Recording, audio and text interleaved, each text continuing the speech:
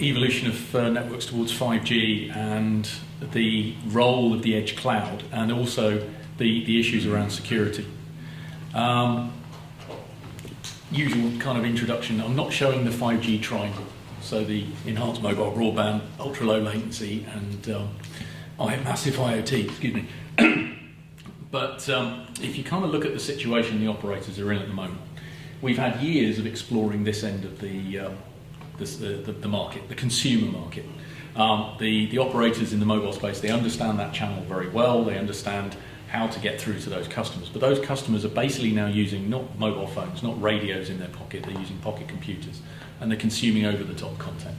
So all of the revenue from the services for that business has just drifted off to the OTTs, and Netflix, Google, Amazon, those sorts of places.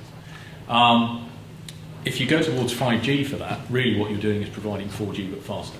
And as we saw when we went from 3G to 4G and we offered 3G but faster for a few extra pounds a month, that people weren't really willing to pay that much more for any great length of time before there was a price war and suddenly 4G was the same price as 3G. So it's pretty obvious that there isn't going to be that much in the way of new revenue coming in from 5G in the early stages of enhanced mobile broadband. The way we've got to go is towards the other end of the spectrum, so towards the massive IoT and the ultra low latency. But that involves a change of approach from the mobile operators. They have to understand the enterprise channel, they have to understand each individual enterprise vertical use case, and they have to start building mission critical systems, but also they have to build security in from day one. We're already seeing attacks from compromised IoT devices. So if you look at the situation we're in, we have the same security paradigm from a device in 5G that we have from 2G. You have a SIM card, you're authenticated to the network, and you're now trusted. If that device is compromised, what we actually do is we take the attack over the air interface, back end of the base station, we carefully wrap it in IPsec, we deliver it to the core network and let it do as much damage as it likes. What we actually don't do is intercept it at any point and try and stop that. We have on the other side, to the point I think the question came up before, we have a GI firewall, or an SGI firewall, that stops nasties coming in from the internet, and some operators have a firewall on the GP and the S8 roaming interfaces to stop nasties coming in from the roaming connections.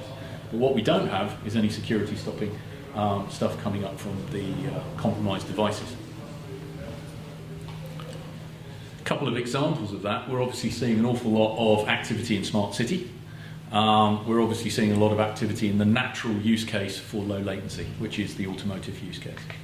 To give you some examples of, we've all had our scare stories in our slides this afternoon.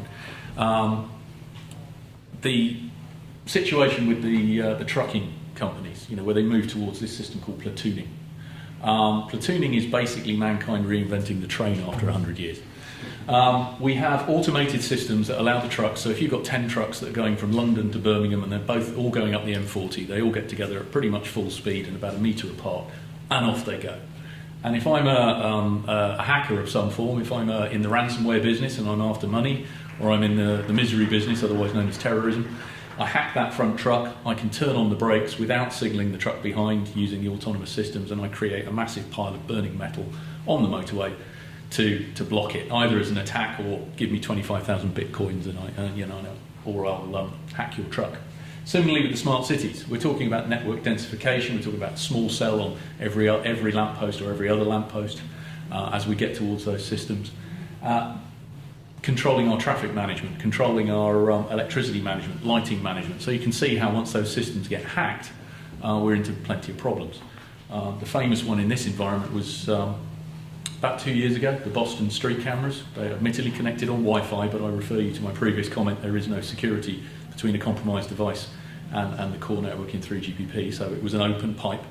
The devices got infected with Mirai, the wonderful thing called an open source virus.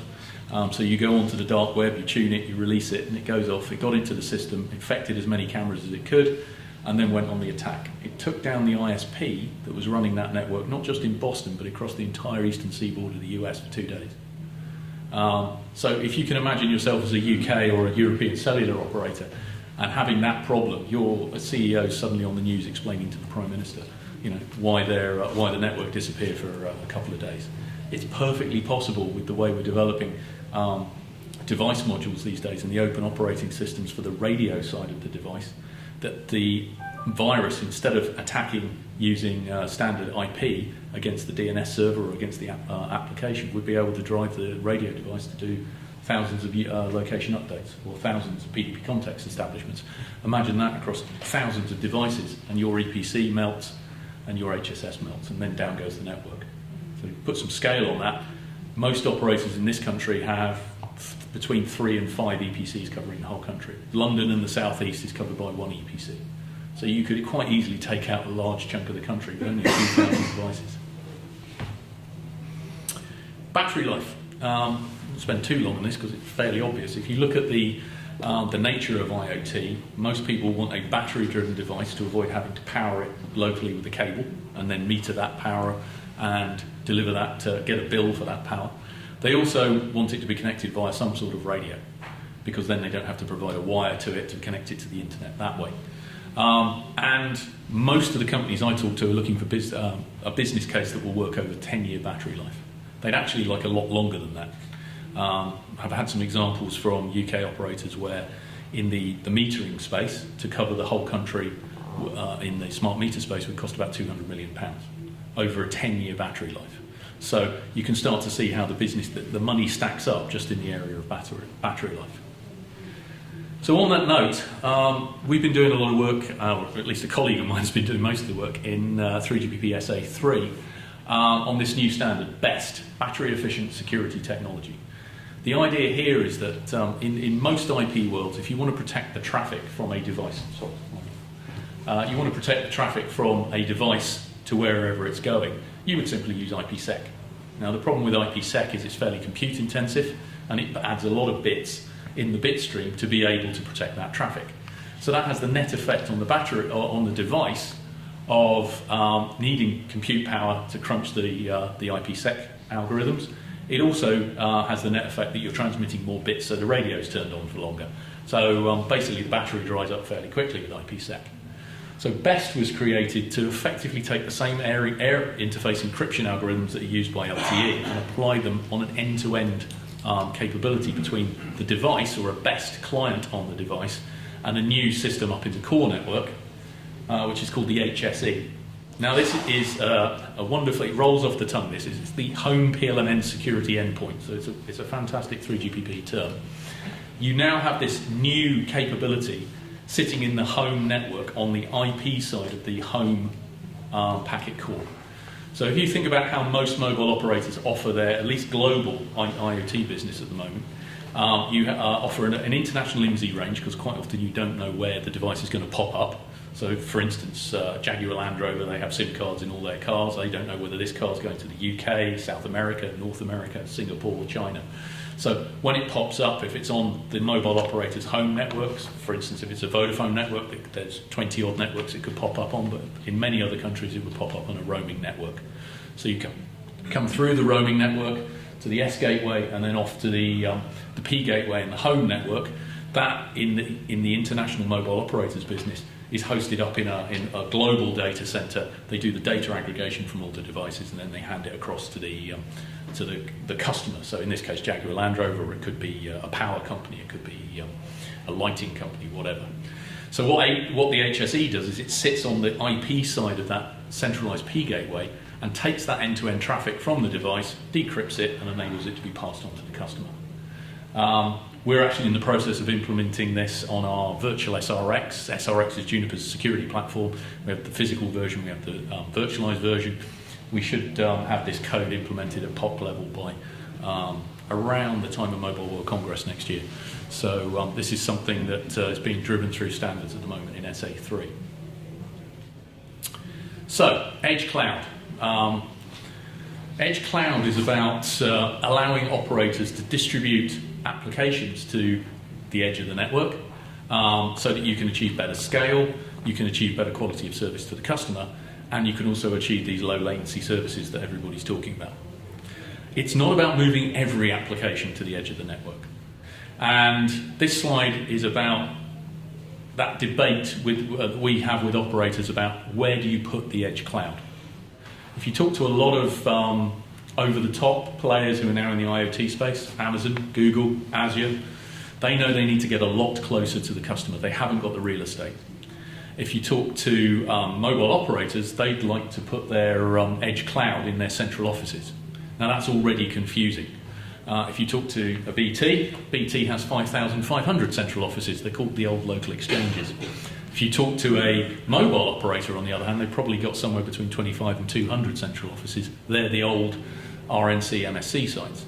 However, so where is the right place to put the edge cloud from a latency point of view? Many operators will go out and do measurements. They'll do the old IP ping measurements from the base station to the pre-aggregation site or the hub site. This is the place where you aggregate about 10 to 20 base stations. Another ping measurement from there to the core, from the core to the data center. They add it up and they go, woohoo, look, I've got fantastically low latency. However, if you go out and do independent measurements of all of the mobile operators in Europe, on average they come out as about 40 milliseconds, 50 milliseconds if you add the air interface for LTE. So it's hard to square that triangle, basically they're not taking into account in their ping measurements the loaded traffic routing on their networks. If you then look at the fact that 5G doesn't start in Europe until late next year, UK's already done its licenses, Spain's done its licenses, Italy's done its licenses, many will follow, and then how long it takes to roll out a radio network, 4G will have to be a key part of the 5G coverage story for some years to come. So 4 years one-way, 4G's one-way air interface is 10 milliseconds. If I then look at the sub 25 milliseconds round trip kind of market we need for low latency services, I'm looking at the pre-aggregation site as the best place to put the edge cloud. Which is why that's where our focus is. We're looking at the pre-ag, backed up by the aggregation site, the old core site, the RNC, MSC site in the mobile network, and then the enterprise with, broadly speaking, two different platforms. This would be our SD-WAN platform, adapted for use in small enterprises. This would be our edge cloud using our Contrail platform, an SDN control, and overlay service chaining environment. Another reason we think that the pre-ag, the hub site versus the cell site is better, there's been a lot of work over the last few years, and indeed edge computing, or multi-access edge computing as it's known in ETSI, was created out of an internal Vodafone project from about 8 years ago called Savoy. That was about putting x86 in base stations. After trials and looking at the business case and stuff, you kind of find that putting x86 in the base station is a bit like painting the Forth Bridge, if you know about the old Victorian Railway Bridge up in the Firth of Forth in Scotland. You finish painting one end of it and you've now got to go back and start again. It's the same with putting x86 into base stations. They've got about a 3-year life. It takes 3 years to get around 20,000 sites in the UK. Lo and behold, the apps are now hungry for more compute and more memory, and you have to start again. Whereas if you come back one hop in the network, you lose a little on latency, not a lot, but you can now concentrate your compute, use standard servers from most of the data center providers, and get around 2,000 sites rather than 20,000 sites in less time. So that's really where this business case, and there's a whole deck behind this if anyone's interested, but basically it's about getting to the net benefit of a national service within less time using off-the-shelf servers, and therefore getting a 6 times return on investment compared to putting things on base stations. Software stack. Basically what we do is we take the link from the base station, comes through the normal backhaul router that you'd expect to find out on the network, bring that up into the x86 environment into a service chaining layer. That's our Contrail edge cloud. The part that goes out at the edge is a thing called the vRouter. It sits one in every server. It gets its policy from a central controller. This is an OpenStack based system, so recent presentations at OpenStack Forum in Berlin from VMware saying that it's not possible to use OpenStack in the edge cloud. It is, we've done it. You basically then chain in the systems you need at the edge to be able to get to the traffic. First thing you need is a virtual security gateway. You need to open the IPsec tunnel that is often in place between the base station and the core to protect the traffic. The next thing we chain in is the ETSI ISG MEC compliant MEC server. That's there to open the GTP, not terminate it, because if you terminate it, you're basically a P gateway, and then you have to anchor the traffic to the APN IP address, and you can't hand over. So there are some significant problems with that. So a MEC server allows you to open the GTP, and then we chain in the applications necessary for the different users that are going through the system. What does the hardware look like? Well, it's basically a miniaturized version of a data center. You have that That same backhaul router that's sitting there in the hub site is now the data center gateway router. The top of the rack, there's a top of rack switch, so that you can go on a high-speed interface from the router to the top of the rack, and then it does the breakout into the 10 gig interfaces into the servers. And then you deploy a number of servers. How many servers depends on the apps, the amount of traffic, the amount of CPU and memory they need, and how fast you're going to grow. The general thinking is you probably want to build that building once and not have to go back to it, so build it big enough for maybe 3 or 4 racks of servers, populate the servers as the traffic grows over time. You also don't want to intercept traffic that doesn't need to be intercepted. So how do you do that? Well, there are a number of ways, one of which is this 3GPP day core feature. It's basically dedicated core network. So the MME gets an upgrade so that you can decide which core EPC you direct the traffic to, and hence which S1 interface, effectively the link from the base stations, is used. And now you can separate out IoT traffic or low latency traffic into something that needs intercepted by the edge cloud by MEC, and you have a control plane heavy, user plane light core network, because all it's doing is session management and mobility management. And then all your consumer traffic goes to your standard EPC in the core, and you can process Netflix to your heart's content. So, use cases. As I said earlier, battery life. Fairly mundane, but also fairly important to the business case for most IoT companies. If you take the way the systems are designed today, the application sits in the cloud, or at least in the core network of the mobile operator. It's anywhere between 50 and 200 milliseconds away from the device one-way latency. If I can move the part of the application that deals with the communication with the device down to the edge cloud, on LTE it's now 12 milliseconds away, and on 5G it's anywhere between 4 and 7 milliseconds away, lower as you get towards ultra-low latency comms when that's finished in standards.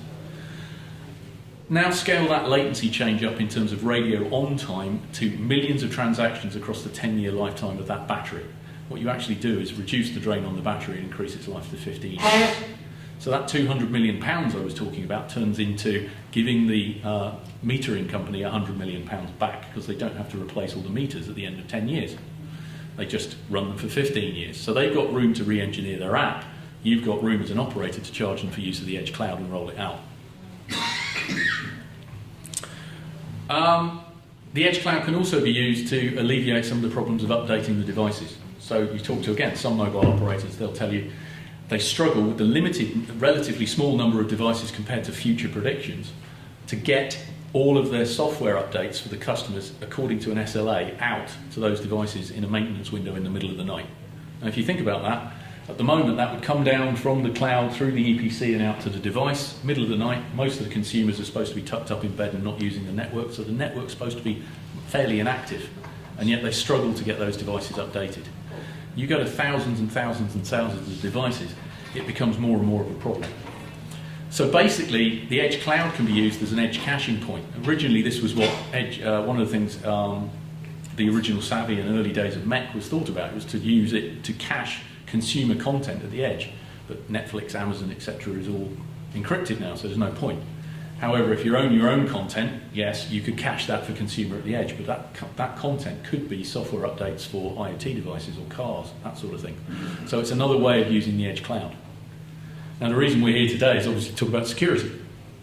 So what we've looked at is how do we add edge security and actually reduce the threat service from these compromised devices so that they can't attack the core network and the application layer behind it. So if I use the edge cloud, I've gone from an EPC that's looking, something that's sat on the IP side of the EPC that's looking at maybe the whole of the southeast of England and London, down to an edge cloud that's looking at 10 base stations. So I've knocked the threat surface down considerably. And what I do is I run in the MEC service chain a security detection and enforcement point. Now for us that would be another virtual SRX. We can accommodate third parties who can do maybe certain protocols and things that we can't look at, so we've got an open system. What we do is if we spot an attack that we have policy for, we stop it. If we spot something that looks like an attack but we don't have policy for, we feed it up to this central function called the SDSN policy enforcer, software defined secure networking. What that does is look at the attack, decide what the policy should be, push it back not just to the enforcement point in this MEC server, but every MEC server in the country within seconds for most types of attack, if not minutes if you have to take a file, sandbox it, poke it until it reveals itself, and then set the policy. So this is something that we're looking at doing as part of the Edge Cloud. I think there was a question earlier about do we look at GTP and those sorts of things. We're looking at using exactly the same capability, working with a third party who can detect very deep GTP anomalies but can't enforce.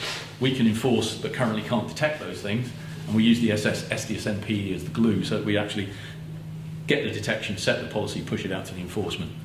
Now the other thing about SDSN is it's very much a defence in depth. So I don't just change firewall policies. This isn't, I think yourself, you said about the perimeter model is dead. This isn't a perimeter model. This is about playing around with firewall. Yes, it's about blocking MAC addresses on switches, blocking IP addresses on routers, and basically creating as many blocks to those attacks as possible throughout the network.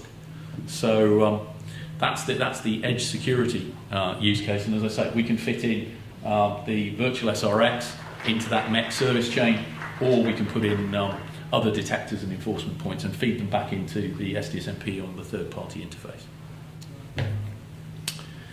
So, is it PowerPoint or is it real? At this point, most people think, Edge Cloud, haven't seen any. Is it just fluff? There are. This is an area that I've seen grow faster than many things in the industry recently. We had 5 years ago the hype of SDN, and SDN is still rolling out. MEC started after that, and we're already getting into the trials phase, and I think it's purely because people know they need to get revenue out of 5G, and the only way to do it is to start exploring low latency. So we have one trial that we're doing with our friends at Vodafone, and we partner with a company called Saguna Networks. They are a MEC server, so the actual ISG MEC server that we use comes from Saguna. That is at a place in Germany called Aldenhoven. It's Vodafone Germany's 5G mobility lab. You can see it here, you guys can see it. Basically, it's a test track built on an old coal mine.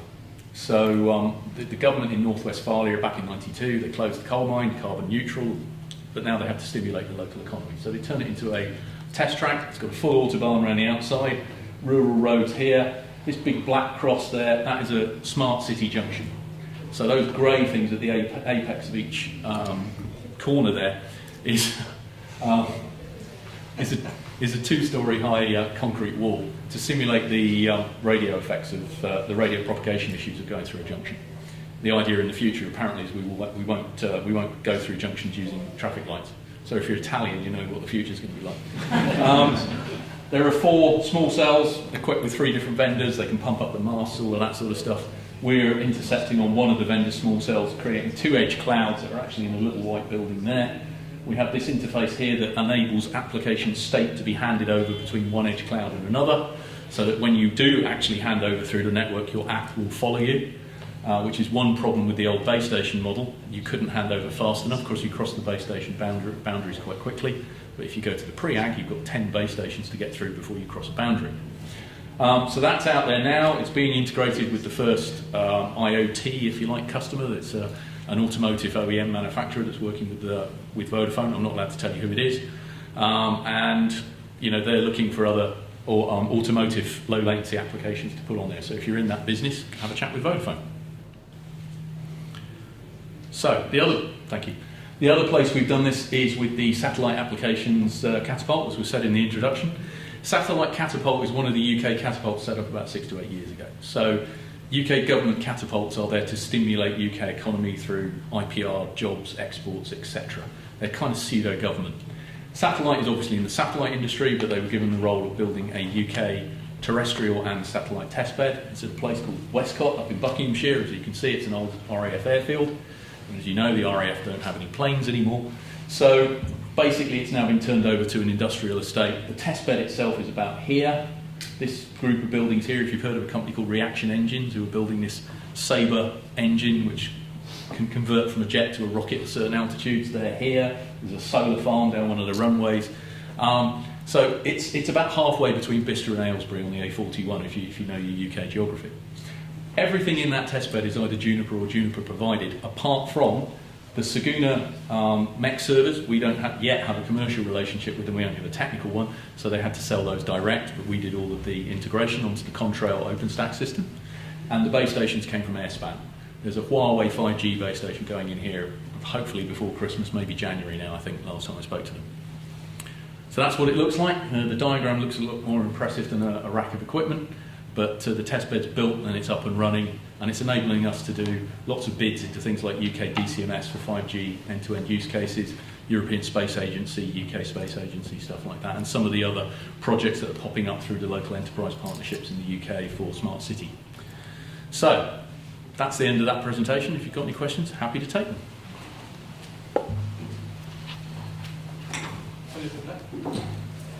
How much do you see the challenge of if every single mobile operator owns their own cloud on the edge, the ability for customers to switch between, obviously we see providers such as Edge Infra and Edge Micro trying to do the same thing and aggregate it. How do you see that working between people that want to catch you into the network and people that want to aggregate it between different networks? Yeah, so obviously at the moment we tend to follow a model where the radio device is equipped with a SIM card from a single operator. If it needs an international IMSI range, it will pop up on other operators outside of the home country. There are applications we're already seeing where the end customer doesn't want to have their app just on one operator. So either they have to provision a device that will work across with that international IMSI range across multiple networks in the country they're in, and then arrange for their application to be on the different edge clouds while sorting out the inter-edge cloud connectivity, depending whether you need handover or not. Or we end up having to have some sort of multi-operator system. 3GPP's roaming techniques and stuff like that don't really lend itself to IoT devices moving across operators without that IMSI range system. Automotive is a classic one. A lot of car manufacturers don't want a single, say in the UK, I'm going to pick on you, they don't want BT only to be the automotive provider for the UK. They'd actually quite like to have all 4 UK operators providing that service so they can maximise the amount of coverage that they've got. And actually then there's still a need to hop across with to satellite in those vast areas where we don't have anything, like the centre of Oxford if you've been there recently. In that case, actually, that's where the satellite, some of the projects we're doing with the satellite catapult come in, where we're using software-defined WAN, SD-WAN, to actually have an endpoint in the vehicle and an endpoint disaggregated through the MEC endpoints in the network, so we can actually flip the app between different technologies. And it could be it's 5G from one operator, 4G from another, and satellite from another. So we're not baked yet, not in this presentation. We have had it in other presentations recently, so we're looking at building that over the next 12 months as a proof of concept. Time for one more question? Back to HSE. Is there a support for non-IP traffic also? Yes, yeah, you'll be able to handle IP and non-IP traffic. There's a 5G extension to it as well that's just starting its work package. Okay, thank you, Ian. Very much. Thank you.